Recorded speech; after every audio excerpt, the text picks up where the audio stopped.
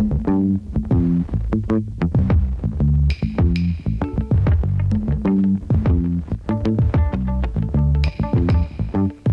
ladies and gentlemen, and welcome back to another episode of the GRCV Hoops podcast. My name is Gavin, Campbell, and alongside me, as always, my good friend Ricardo, Vargas. Like always, a pleasure to be here. Today, we're going to start off today's show by talking about something that came out yesterday from the commissioner. The NBA All-Star Game going forward apparently is not going to have conferences any longer. This is something that we had touched on last week, not necessarily for the All-Star Game, but for the league as a whole. But we think this is a good start. Getting rid of conferences, with the, like we stated last week, with the West being so stacked, I think this opens it up so that not only are the teams more evenly balanced, but maybe now the way that they vote, because that's not really hasn't been made clear yet. Maybe more people from the West can get into the game. People like, Damian Lillard, who have been, quote-unquote, snubbed, the past few years. Man, yes, he has. And I think it's just going to be really interesting this year to see how that plays out and how that affects the league going forward, because we know that came up not just last year but a couple years ago when the West just started to become that much better than the Eastern Conference. Oh, yeah, I'm going to piggyback off what you said about the conference. I think this is a good step towards trying to maybe eliminate the conferences or do something, remodel that, and this is a good step towards that with the All-Star Game. I hear they're going to be two captain for each conference, and then they'll just pick the players. Right. I think that's real fun. It's going to be very interesting to see. I think more guys are going to get the chance to play, and it's going to be fun to watch and experience this for the first time. Absolutely. I think the idea of having team captains kind of brings you back to the days of being on the playground. Honestly, you just line them up and then go from there. Not to say that one player is better than another. Not to say that someone isn't as talented as someone else. But that's how the league works. And I think that this will be a good way to, like I said before, balance the teams out. And I think actually perhaps get a more competitive game going. We know that the players don't like to take the All-Star game too seriously, although some of them do try to go all out for that MVP trophy. But maybe this will get a little bit more effort out of them. Not to say that they don't try, but they certainly don't treat it like it's a playoff game. Yeah, and also that gives the guys who get snubbed a chance to play, because they sometimes the guys have the talent, but they're not as popular and they don't get the chance. Absolutely, and we saw that last year with Damian Lillard not making the All-Star team, although he was, I believe, on the list to be a substitute if anything happened, but he didn't want to get in that way. And I can't imagine that he would want to be a substitute for anyone, because he knows he deserves it, and a lot of people, including myself, believe that he deserved to be an All-Star. It's hard to believe he's only been an All-Star twice in his career. Yeah, it's crazy. With the number he puts up every single season, so consistent, it's crazy. But moving on from that, just a quick update from the commissioner. We're going to transfer over to what we've all been waiting for, and that is basketball season to finally return, and that happened this past week with some preseason games. I know for myself personally, I caught the Minnesota Timberwolves versus the Los Angeles Lakers game, as well as the Toronto Raptors versus the Los Angeles Clippers.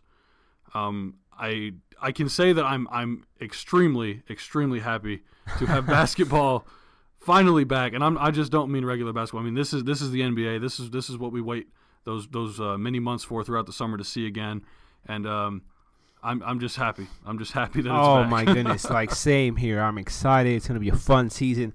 But before we move on, I forgot to ask you, would you like to see just the captain has to pick a center, he has to pick a center, or just forget about the positions?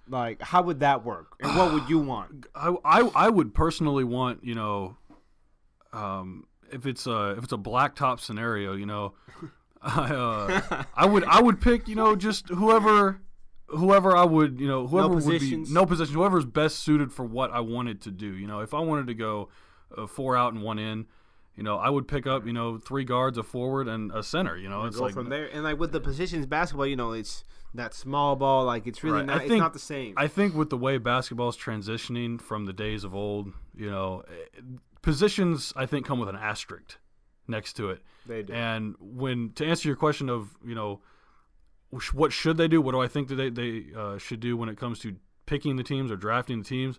If the league wants to go about it to, where like, okay, you have to pick a guard and the other team has to pick a guard. You pick a forward, the other team has to pick a forward. I think if they're going to do it like that, then whoever gets first pick, then the next team gets the next 2 picks. Just kind of zigzag back and forth, and I think that would be fair. And how they're going to do first pick, I have no idea, whether it's going to be a coin toss or something like that. You would think. Yeah, but, something random like fantasy basketball type. Something like that. That's pretty much what the All-Star game is. I mean, it's a fantasy game. let's be honest. But it'll be interesting to see what they do. If it was me, I would just say, if LeBron James was a captain and Kevin Durant was a captain, just pick whoever you want. Just try to make the best team possible. Right. It's like Durant picks up all the Warriors in a row. And of course, LeBron would probably be going after Isaiah Thomas when he comes back, and maybe even Dwayne Wade if it and that's another thing.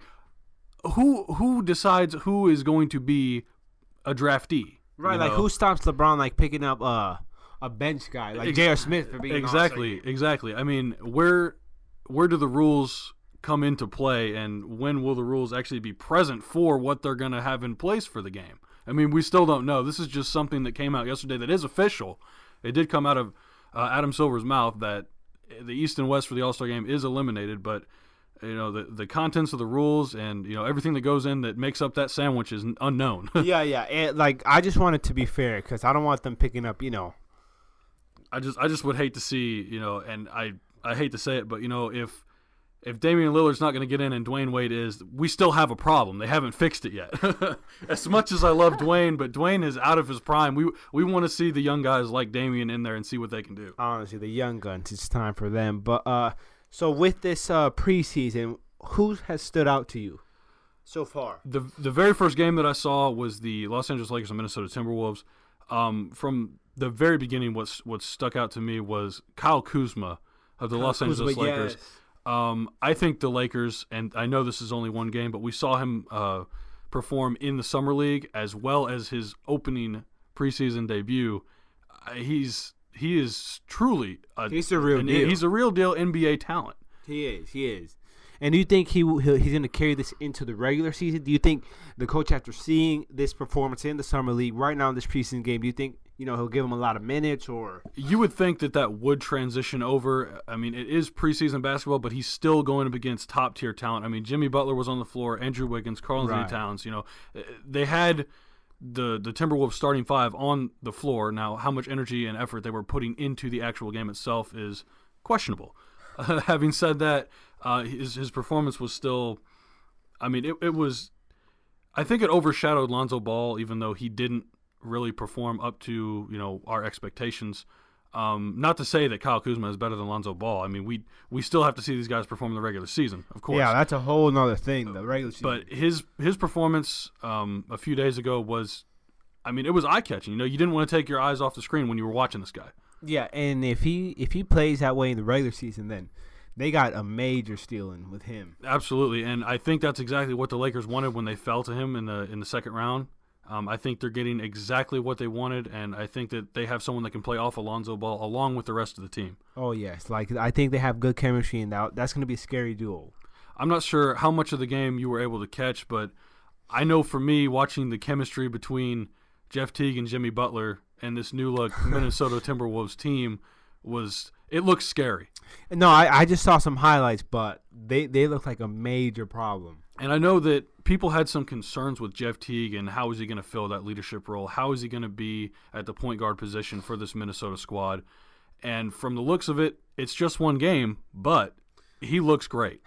He looks like a point guard. He looks like a leader. He looks like he's ready to take this team to the playoffs. Yeah, like he's getting his chance. I think he will excel with this team. And the team itself, they're going to play really well. You got Towns and Jimmy Butler. With those two right there, shoot. Absolutely. And not just on the offensive end. The defensive end is going to be picked up. We know that the Timberwolves were in the lower half of the league in defensive efficiency last season, but that's definitely going to be picked up now that they have a defensive stud and all-defensive player, Jimmy Butler. We know that Karl-Anthony Towns is a stud on both ends of the floor, and hopefully they can get Andrew Wiggins to pick up his slack on the defensive end. We know Jeff Teague is no slouch on the defensive end, and, of course, they have a defensive coach in Tom Thibodeau. One of that the is best in the league. A genius when it comes to that. And he knows exactly how to get the most out of his players. And anyone will tell you it's Jimmy Butler and Taj Gibson who are now a member of the Wolves. Oh, yes. The Timberwolves, I see them going very far this season. And if not, like in the near future, they're going to do some damage. And with the Lakers as well, like maybe not this season, but they do have a very bright future. They absolutely have a bright future. And I think the core of those young players and having them able to grow together for the next 2, 3, 4 years, Oof.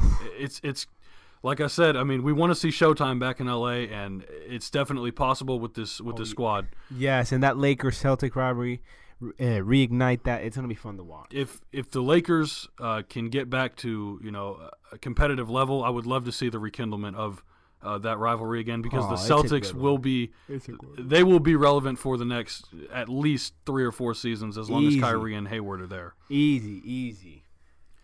Moving on to the second game that I was able to catch. We are college students, so we do have other things that need to be attended to. Man. But we try to watch as much basketball as we can. And the second game that I was able to catch was Toronto and LA Clippers.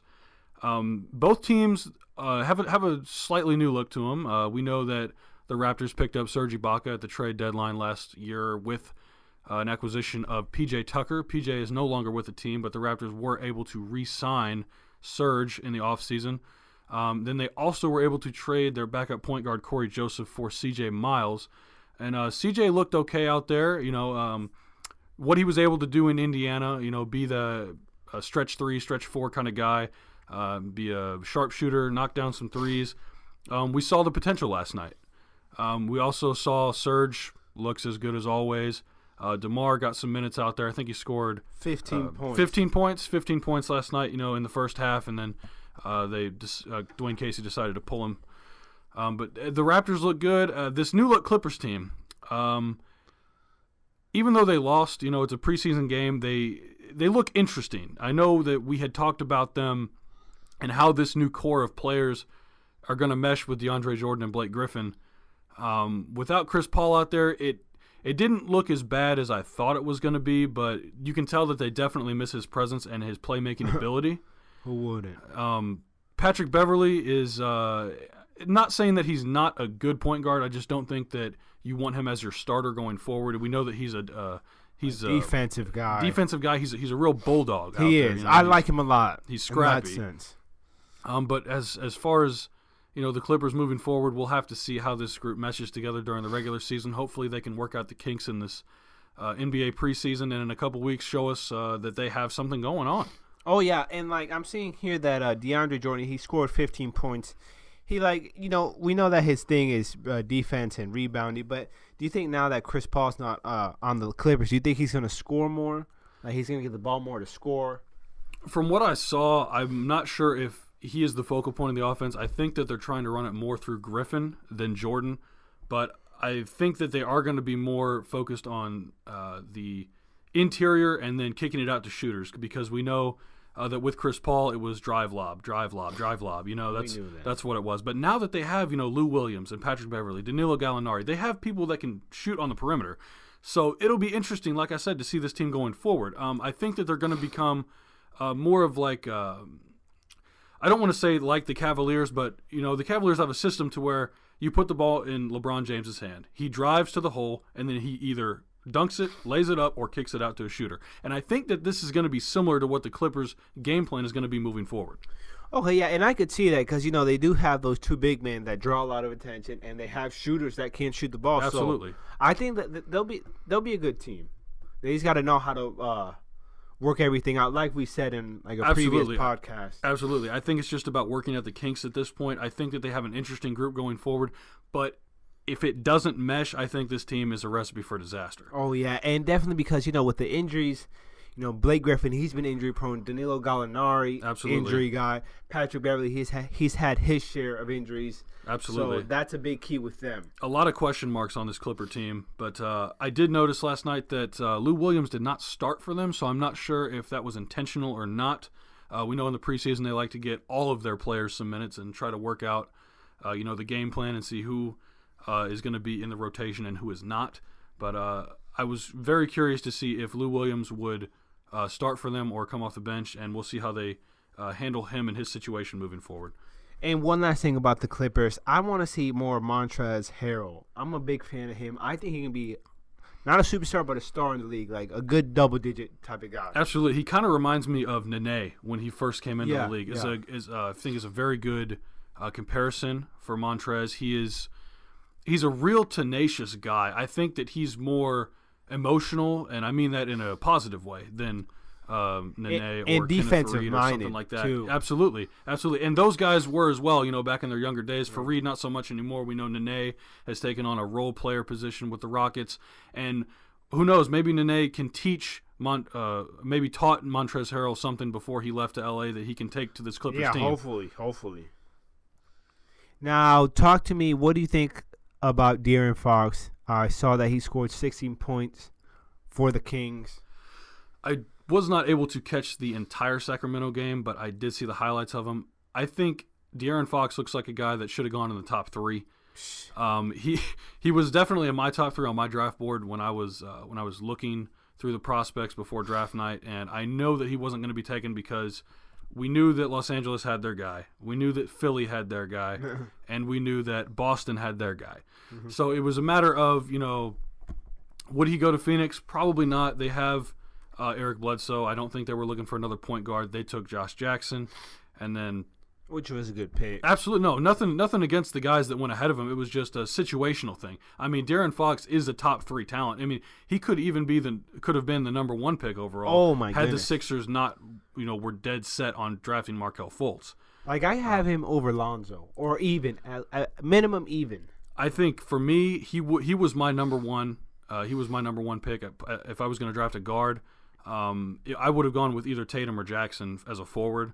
I think if you were to take one of the 3 of the guys, I mean, you're in great shape. Really, any of the top 10 picks, I think you're in great shape. I mean, these guys are all incredible athletes. They're great ball players. Even number 11 Malik Monk is a sharpshooter. I mean, we can't. I think this is one of the better draft classes that we've seen in a while. Well, yes, it is. Like, we're going to be looking back in a few years saying, wow, what a class. Absolutely. And getting back to De'Aaron Fox, I think that, we saw his ability to be able to drive inside and, be acrobatic and score the basketball back in Kentucky. But I think the question is now, can he be more of a playmaker for the Sacramento team with all of the young talent around him? We know that he has a great big man in Willie Cauley-Stein.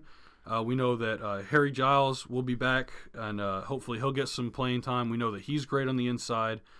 He's going to be sharing the floor with, not Zach? They traded Zach Collins. Who else? They had another. Skal Labissiere. That's who I was thinking of. I know that they drafted Zach Collins, but he was traded to the Portland Trailblazers.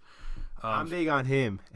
Zach Collins was watching him in the NCAA tournament. I mean, you could just tell that this guy, I mean, he was NBA ready. And he was ready to go into a starting lineup today. Yes. They're like, you just see, when a guy sees this ready and like a starter type of material. Absolutely. And you could see it in his eyes when he was playing, in his body language, that, he's not afraid of the big moment. He's not afraid to, showcase his ability. I mean, he's not afraid of failure. I mean, this is the guy that has tenacity.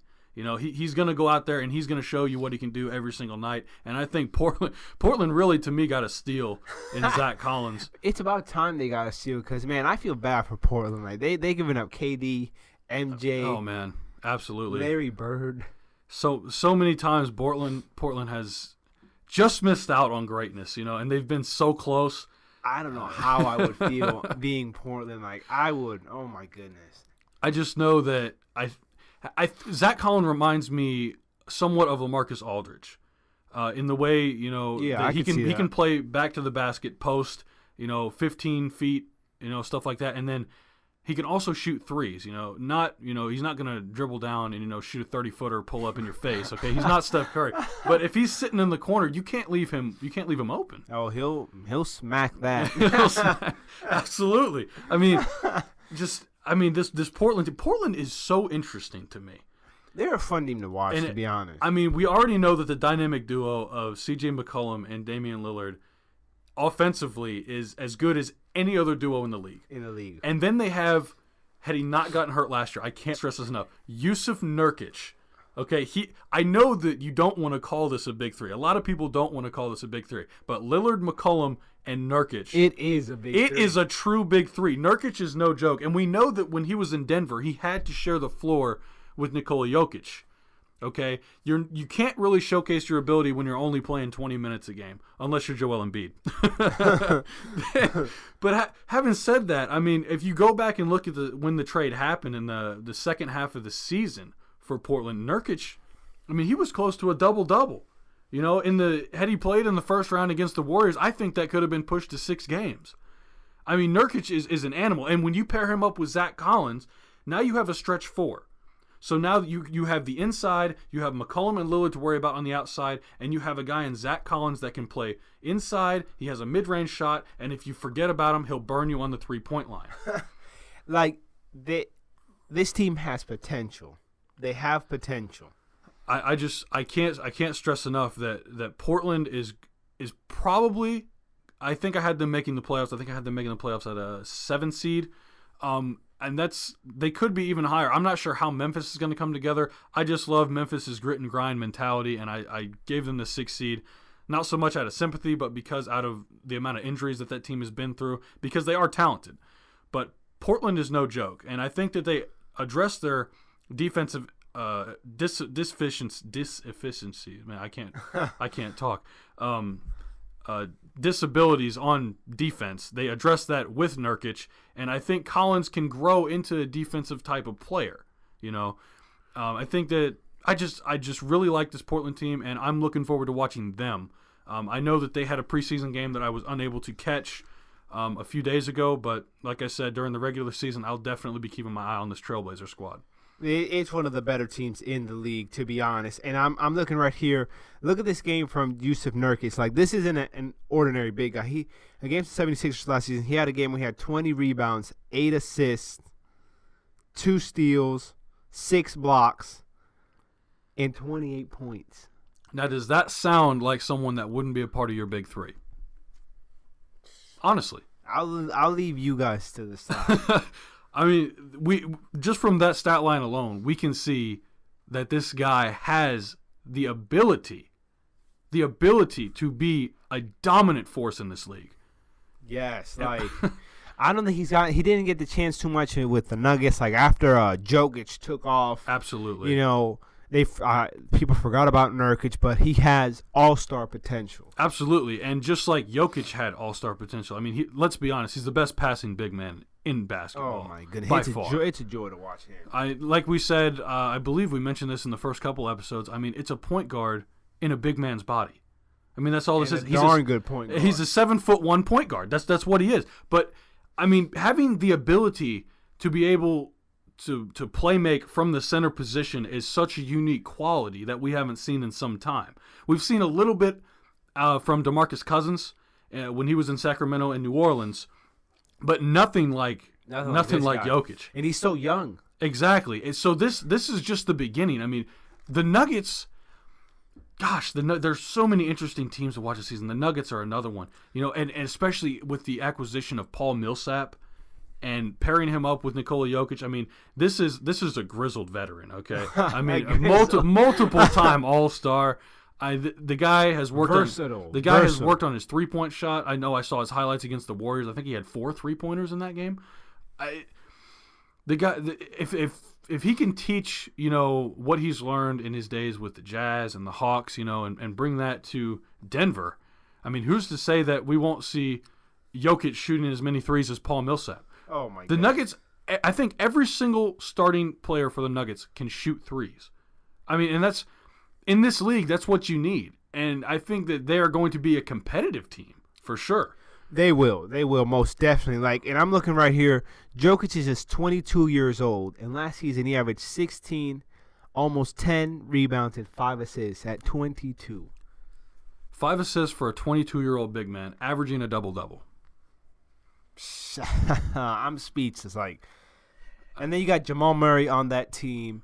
Like, give this team 5 years, and I mean, a little less than that. This team definitely has a potential to take off, and I mean, I know we say that about a lot of people, but after watching last season, you know, you can see the talent with a lot of these teams, And if the right cards fall in the right places, I mean, it's just the sky's the limit. We really don't know.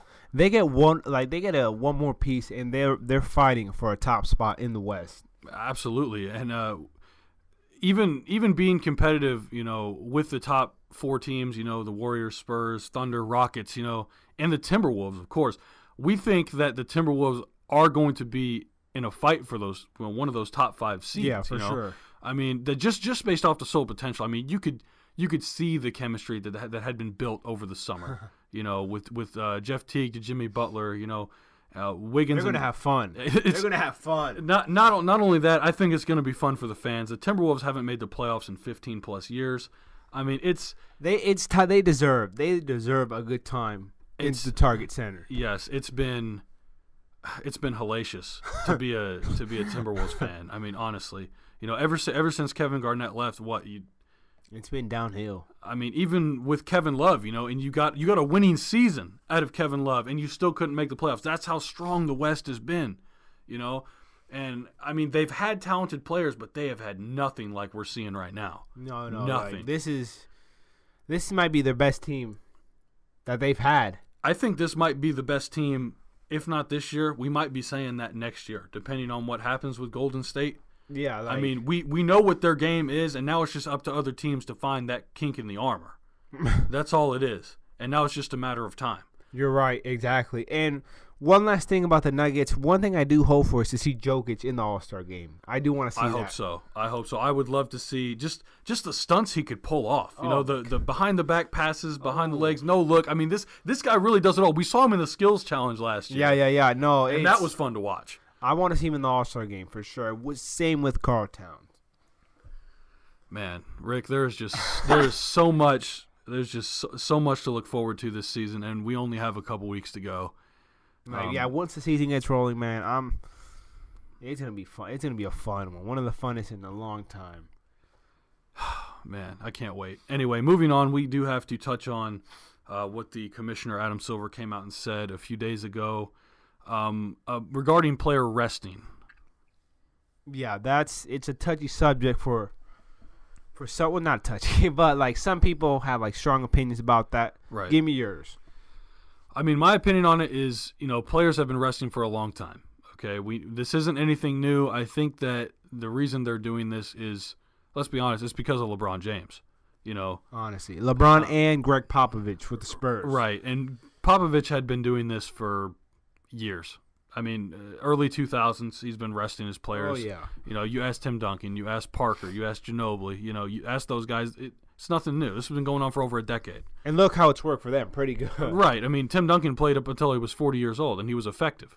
I mean, not just because, he's the fundamentalist, but because he managed his body. He knew, how much to give, when to give it, how to give it.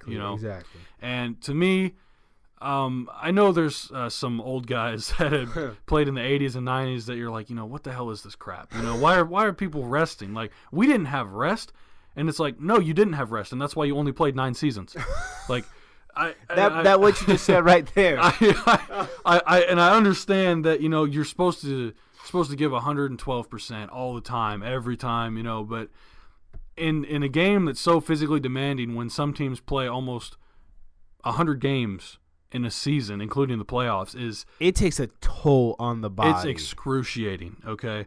And that's why LeBron sits out. He'll pick 5, 6, 7 games to sit out during the season. And granted, most of the time they lose those games, but he's more apt, more apt to be able to perform in the playoffs. Yeah, like I understand with the teams, they do have to give those guys rest, especially guys like LeBron, people who are in the playoffs a lot. Like they really do need that rest. Absolutely. But I do like this new rule because right.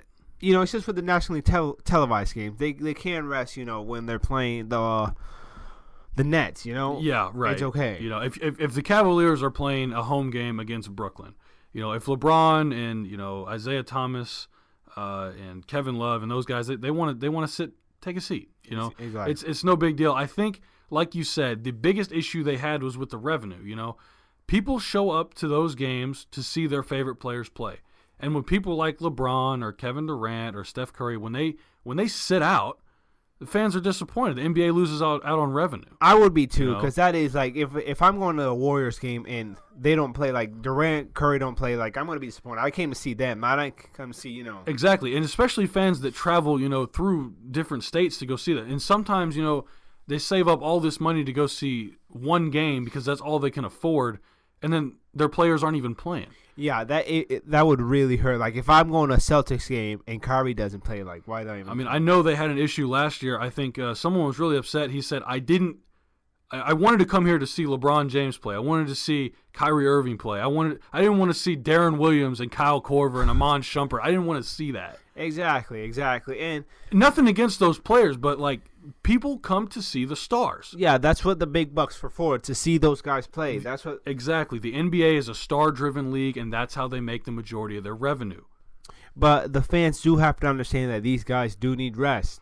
And I think with, like how I said, with this new rule, I think everybody wins. Absolutely. Honestly. I think so too, because you can still rest. It's just they're giving you a period in which you can and cannot do it, and you can still dictate when you want to. It's not a specific day. They say, okay, you have to sit out the game of January 12th. And it's like, no, It's not like that. They just say, hey, don't rest for the nationally televised games, and, you're good. No problem. No one loses out on anything. And then the fans know, like, if they're resting on this game that the fans are going, they know not to go to that one because they're resting. Exactly. And if they need to sell their tickets and get ones to a different game, then they're able to do that. And having the rule set to where teams and the association and fans are let known that the player is not going to play the next day, that gives them time to adjust. And I think that that's the absolute biggest thing that comes out of this is that, like you said, everyone wins because there's an adjustment period. Exactly. And, like, with all this money, all these resources, like, they should be flexible. The flexibility needs to be there for the fans, for the teams, and for the league. Everybody can win, And, this is not saying, like we said, that players shouldn't be able to rest. Obviously, they should be able to. LeBron sat out 6 games last season and still led the entire league in minutes played. It's crazy, This guy does put in work when he's on the court, but he's, as much as we love to say that he's not human, he's not a machine. He needs his rest. He does, and he takes, as does everyone else. Everybody needs rest, and I know, like LeBron James, he takes extremely good care of his body. Absolutely. And that's why he's able to play all these games, all these playoffs, and perform at high level. Exactly. If you've never seen a LeBron James workout video, I strongly suggest go looking one up on YouTube. The man he's an animal, an absolute animal. If you can get through 20% of one of his workouts, more power to you, because I know that I would be on the floor gasping for breath. So. Oh my goodness, I couldn't survive. I can't even play a full court basketball game. Anyway, like you said, I think this rule works out for everyone, and I think it's about time that it be addressed, because for the past, 2 or 3 seasons, it's been an issue. Not just for the fans, but I know that league office members have been complaining about it because, the missing revenue. And that's what the NBA comes down to at the end of the day is it's a business. It's a business, and people do have to understand that because, it is fun to watch these guys play and all that, but at the end of the day, it's about the money. Exactly. There's not really much else to it, but, it is what it is. We're happy to see NBA basketball back. We're happy to see some changes, really. People say change isn't good, but, why not? We'll see how it goes, right? I'll take it. All right, well, anyway, that's going to wrap up today's episode. I'm not sure if we're running a little short on time, but we just wanted to get those points out addressed and, just talk about basketball again. It's back, and we're happy that it's back, and we're excited to watch some more of it this upcoming week. And next week we'll come at you with some more information on the teams that haven't played yet, and we'll discuss, new teams and new places and how their chemistry is going, and it should be a lot of fun. Oh, yeah, and now once the regular season starts, expect more content from us. We'll have more to talk about. It's going to be these podcasts are going to be even more fun, and I can't wait till that regular season does come. Absolutely. Hopefully it should be more enjoyable for you guys, and we're definitely looking forward to it. But that is going to do it for us here on the GRCV Hoops podcast. My name is Gavin Campbell. Thanks for tuning in, and see you next week. Peace.